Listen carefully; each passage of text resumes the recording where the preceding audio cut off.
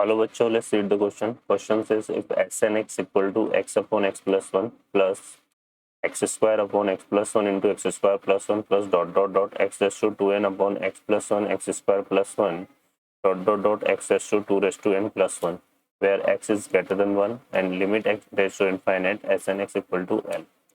g of x equal to हमें given है under root of ax plus b minus 1 upon x for x not equal to 0, 1 for x equal to 0 and g of x is continuous at x equal to 0.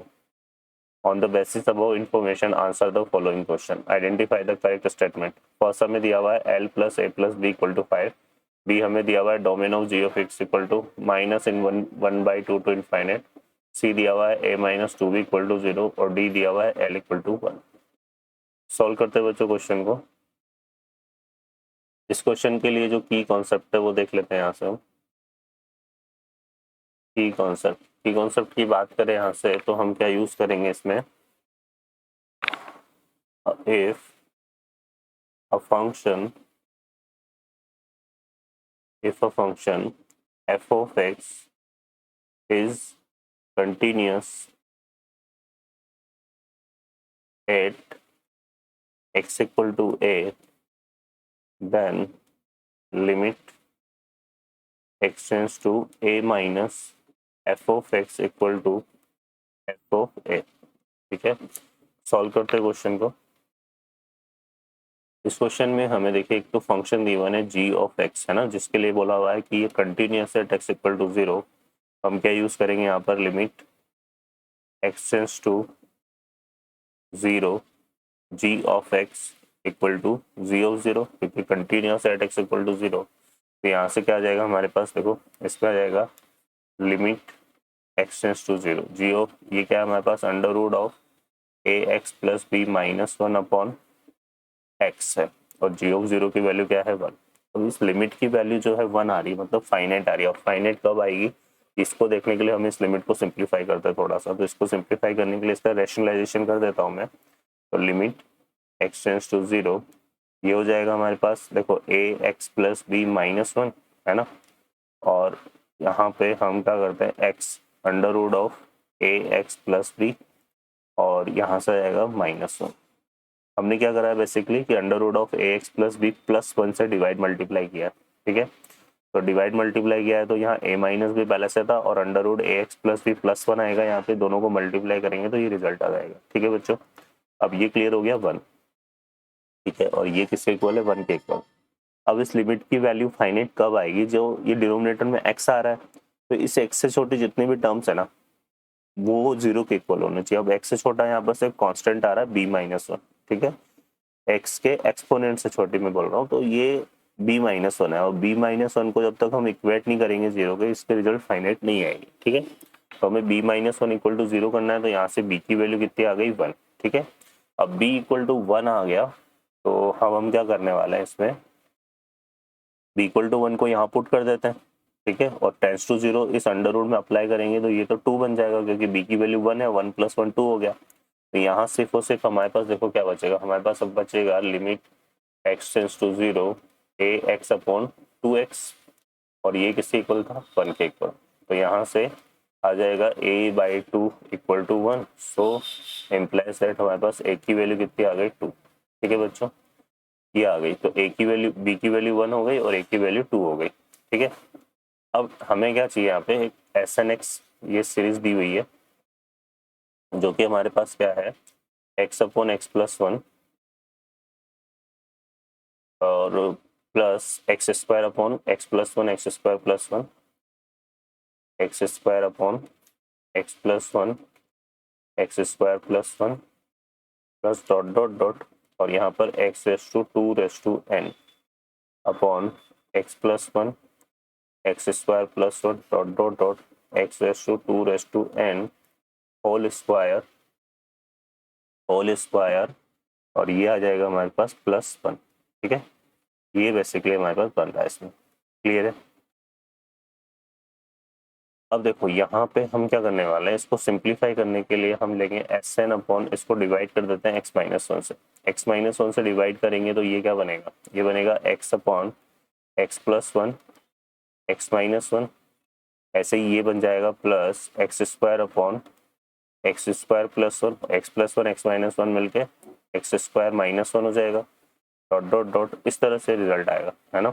तो finally जो हमारे पास result बनेगा वो बनेगा X raise to two raise to N upon x raise to two raise to N whole square minus one. ठीक है, अब देखो इसको हम सिंप्लीफाई करेंगे तो इसको हम क्या लिख सकते हैं, इसको हम ऐसे एक्सप्लेन कर सकते हैं क्या, यहाँ पर ये हो जाएगा one upon X minus one minus one upon X square minus one. देखो एलसीएम लेंगे एक्स स्क्वायर माइनस वन आएगा, ठीक है। तो यहाँ बचेगा x plus one minus one, x से वन कैंसिल हो जाएगा तो एक्स आ जाएगा। तो इसी तरह से ये बाकी के टर्म हमारे एक्सपेंड होंगे, तो इसको हम क्या लिख सकते हैं, ये हो जाएगा one upon X square minus one upon x raise to four minus one. इस तरह से चलेंगे डॉट डॉट डॉट। तो जो लास्ट टर्म हमारी बनेगी वो बनेगी one upon x raise to N whole square minus one. जब कैंसिल करेंगे तो ये भी कैंसिल हो जाएगा, ये कैंसिल हो जाएगा और इसके पहले वाली जितनी भी टर्म्स वो कैंसिल हो जाएगी। तो यहाँ पर फाइनली अगर देखें तो एस एन एक्स हमारा क्या बचेगा, ये बचे S N X upon X minus one, है ना, ये एस एन एक्स है। तो ये इक्वल टू क्या आ जाएगा बच्चों, one upon X minus one upon x raise to N whole square minus one. ठीक है, अब एक्स माइनस वन से इसको मल्टीप्लाई कर देते हैं बोथ साइड, तो यहाँ से हमारे पास क्या बनेगा, एस एन, यहाँ से हमारे पास देखो क्या आएगा, क्या आएगा हमारे पास आ जाएगा यहाँ से S N X equal to one minus, ये बन जाएगा X minus one upon x raise to N whole square minus one. ठीक है, अब हम यहाँ से चलते हैं, इसको देखो हमें क्या फाइंड आउट करना था यहाँ पे, limit N tends to infinite S N X, जो कि किसके इक्वल है, एल के इक्वल है ना। तो ये आएगा हमारे पास limit N tends to infinite one minus x one upon x raise to N whole square minus one.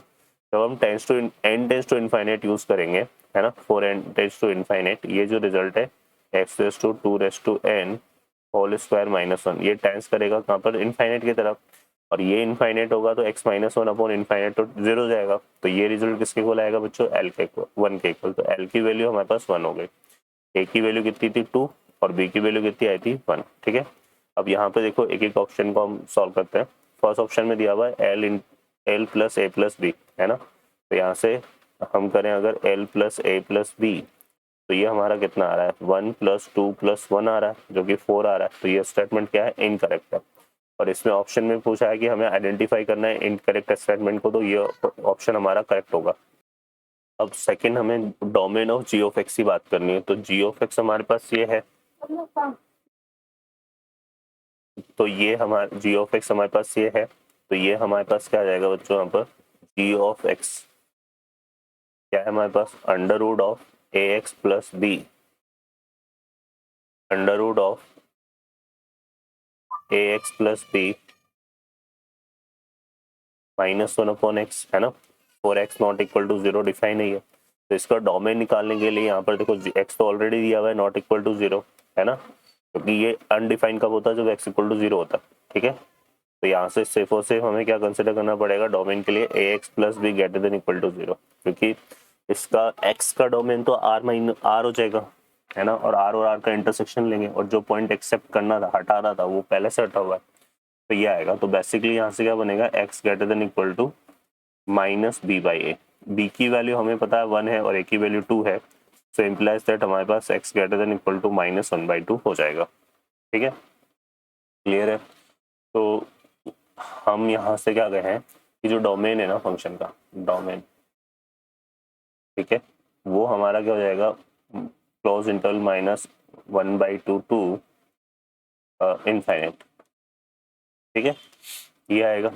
हमने देखो जीरो को क्यों नहीं हटाया, क्योंकि जीरो पर इसने फंक्शन को डिफाइन किया हुआ है, वैल्यू वन है, इस वजह से जीरो को नहीं हटाया। ठीक है ना, तो ये चीज आ जाएगी। तो यहाँ से हमारे पास domain of ji of x ही आएगा। ठीक है, इसका मतलब ये स्टेटमेंट हमारा करेक्ट है। देखो यहाँ पर थोड़ा सा है ना, ये ओपन ब्रैकेट आएगा तो ये स्टेटमेंट करेक्ट होगा, ना तो इनकरेक्ट होगा। बाकी इनफाइनाइट के साथ कभी भी क्लोज ब्रैकेट नहीं आता है। ठीक है, इनफाइनाइट के साथ कभी भी क्लोज ब्रैकेट नहीं आता, ये ओपन ब्रैकेट है, इस वजह से स्टेटमेंट हमारा करेक्ट होगा। थर्ड ऑप्शन की बात करें तो a minus two B equal to zero दिया हुआ है। अब a की वैल्यू जो है ना वो हमारे पास 2 थी और b की वैल्यू 1 है, तो ये आएगा 2 माइनस 2 ही बनेगा ये, तो ये 0 आना है, तो ये भी करेक्ट स्टेटमेंट है और l = 1 भी करेक्ट स्टेटमेंट है। ठीक है बच्चों, तो इसका मतलब हमारा यहाँ पे इनकरेक्ट स्टेटमेंट सिर्फ और सिर्फ ऑप्शन ये है, तो अकॉर्डिंग टू क्वेश्चन हमारा आंसर ऑप्शन ए होगा। ओके बच्चों, I hope you understand well, best of luck, thank you.